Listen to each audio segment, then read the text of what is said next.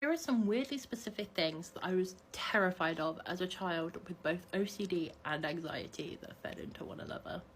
The Pixar lamp. If you remember, as a child, the Pixar lamp would like jump across the screen and then jump onto the eye and then it would look at you.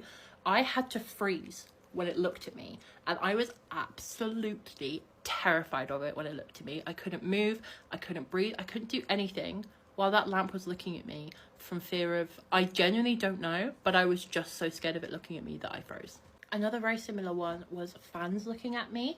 So when a fan was on oscillating, whenever I was like, it like got to the point of oscillation where it was facing directly at me, I had to freeze. Again, I don't know why, but I was just so terrified that I had to freeze. This one was utterly ridiculous, but I couldn't go into the garden at nighttime to feed my rabbit without being absolutely terrified that there were velociraptors living at the bottom of my garden that would come and eat me. Only at nighttime, daytime, not a problem.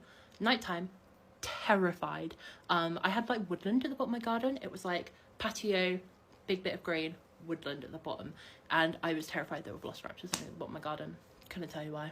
Not going and saying good night, I love you to every single member of my family that lived in my house before I went to bed. I was terrified that if I didn't go and say that, I literally had to go to them and be like, good night, I love you, directly at them to make sure they heard it, because I was terrified that if I didn't do that, then they would die during the night and they would die thinking that I hated them.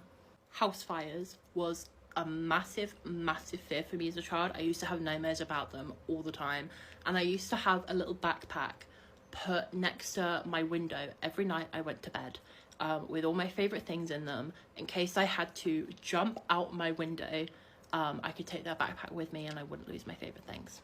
Toast. Mostly the smell of toast, because I'd heard that smelling toast meant that you were having a stroke, and even though I knew that I was smelling toast because someone was cooking toast, I was still terrified every time I smelled toast that I was actively dying. I went through a phase where I was really invested into looking into natural disasters, especially earthquakes and tsunamis.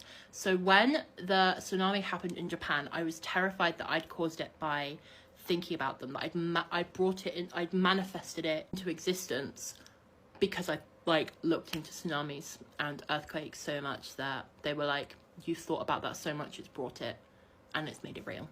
And another one was accidentally leaving the house naked.